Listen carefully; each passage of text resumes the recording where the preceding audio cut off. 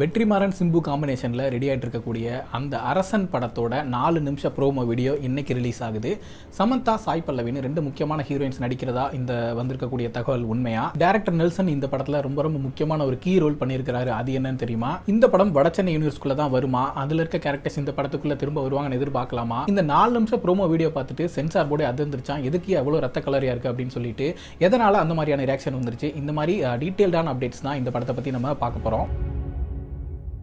Vetrimaaran STR இந்த combination தான் ரொம்ப நாளாக நம்ம எதிர்பார்த்துக்கிட்டு இருந்த ஒரு காம்பினேஷன். ஈவன் வடசென்னை படமே ஃபஸ்ட்டு வந்து சிம்பு அவர்களை வச்சு பண்ண வேண்டியதாகவும் இருந்துச்சு அப்படிங்கிறதுமே நமக்கு தெரியும். அதையெல்லாம் தாண்டி இந்த காம்பினேஷன் திரும்பவும் இப்போ வந்து இணைஞ்சு படம் பண்ண போகிறாங்க அப்படிங்கிற ஒரு தகவல் வந்ததுலேருந்தே அது என்ன மாதிரி படமாக இருக்கும், என்ன கதை அம்சம் உள்ள படமாக இருக்கும் அப்படிங்கிற ஒரு பெரிய எதிர்பார்ப்பு எல்லாருக்குள்ளேயுமே இருந்துகிட்டு இருந்துச்சு. ஃபஸ்ட்டு ஒரு ப்ரோமோ வீடியோ ஷூட் பண்ண போகிறாங்க அப்படிங்கிற தகவல் வந்துருந்துச்சு. அந்த ஷூட்டிங் ஸ்பாட்டில் இருந்து ஒரு சின்ன ஃபோட்டோவுமே ரிலீஸ் ஆயிருந்துச்சு. அதை பார்த்ததும் எல்லாருமே இது வடசென்னை மாதிரியே இருக்குது, வடசென்னை 2 இருக்குமா, இல்லை ராஜன் வகைரா அந்த கதையாக இருக்குமா, இல்லை வடசென்னை வேர்ல்டில் நடக்கக்கூடிய வேறு ஏதாவது கதையாக இருக்குமா அப்படிங்கிற கேள்விகளும் எதிர்பார்ப்புகளும் ரொம்ப அதிகமாயிட்டே இருந்துச்சு. அந்த ப்ரோமோ வீடியோ இப்போ வந்துடும் சொல்லிட்டு எல்லாரும் எதிர்பார்த்துட்டு இருந்தோம். ப்ரொடியூசர் தானுமே ட்வீட்லாம் போட்டுக்கிட்டு இருந்தாரு, சீக்கிரமே ரிலீஸ் பண்ண போறோம் அப்படின்லாம். பட் ஏதோ காரணங்களால டிலே ஆகிட்டே இருந்துச்சு. ஃபைனலாக அந்த படத்தோட டைட்டில் அரசன் அப்படிங்கிறது மட்டும் இப்போ சமீபமாக அனௌன்ஸ் பண்ணாங்க.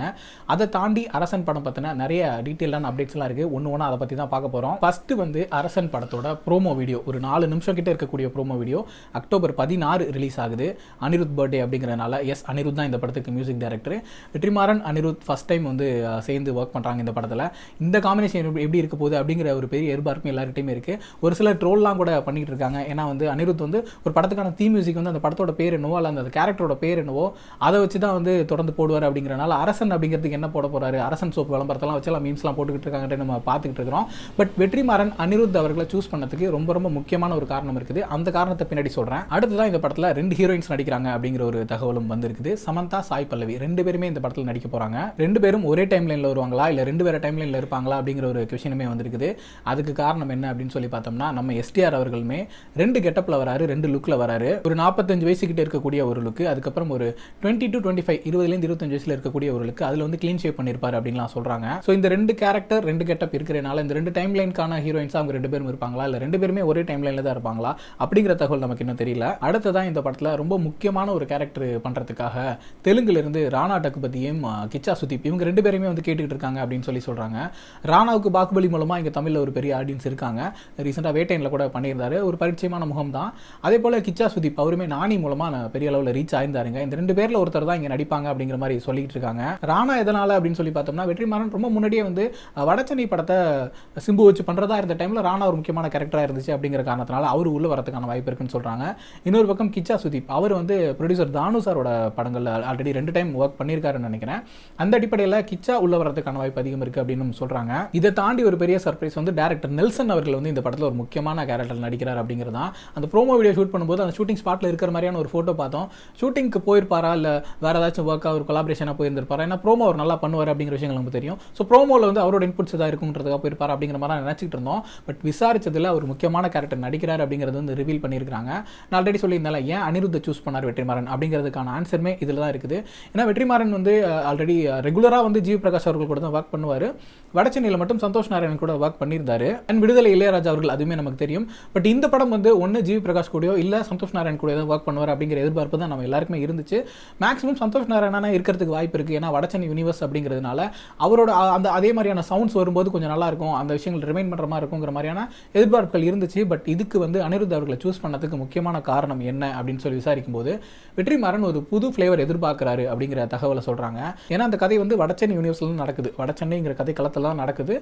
ஆல்ரெடி நம்ம வடசென்னை படம் பார்த்திருந்தோம்ல, அதே கேரக்டர்ஸ்லாம் இதில் வரப்போகிறாங்க அப்படிங்கிற தகவலுமே சொல்கிறாங்க. அப்படி இருக்கும்போது திரும்பவும் வந்து அனிருத் மியூசிக் பண்ணுறாரு அப்படின்னா வடசென்னை கதையே சிம்பு வச்சு ரீக்ரியேட் பண்ண மாதிரி ஒரு ஃபீல் கொடுத்துருவோம் அப்படிங்கிற ஒரு சின்ன தயக்கம் வெற்றிமாறனுக்கு இருக்குது.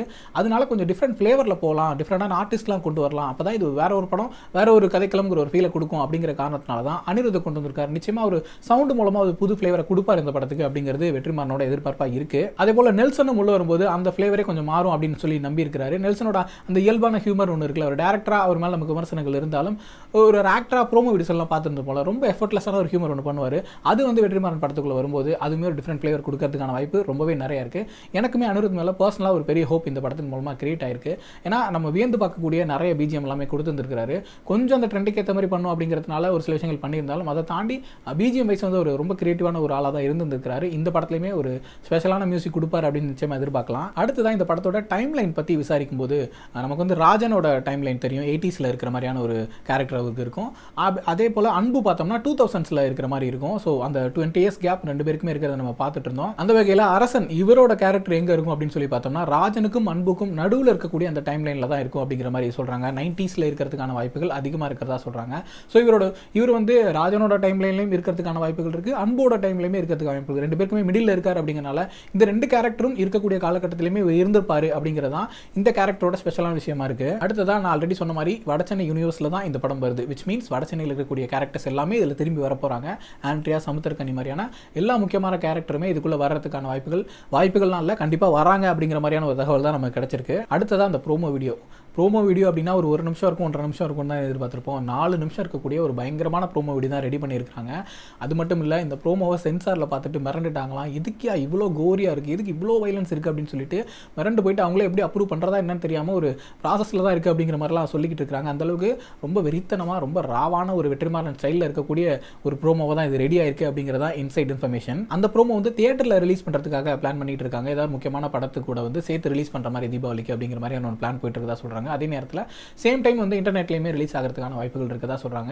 எப்படினாலும் அனிருத் பர்த்டே ஆன அக்டோபர் 16th இந்த ப்ரோமோ கண்டிப்பாக வந்துடும் சொல்லிட்டு இப்போதைக்கு நம்பலாம். நான் கூட ஃபஸ்ட்டு இந்த படத்தோட டைட்டில் அனௌன்ஸ் பண்ணுறப்ப அரசன் அப்படின்னு சொல்லி வந்தோன்னே இது வந்து நான் ஆல்ரெடி எதிர்பார்த்துட்டு இருந்த விஷயம், ராஜன் வகையரா கதையை எடுத்துருப்பாரா இல்லை ராஜனோட கதையை வேற ஆங்கிலேருந்து எதாவது எடுத்துருப்பாரா அப்படிங்கிற யோசனை இருந்துச்சு.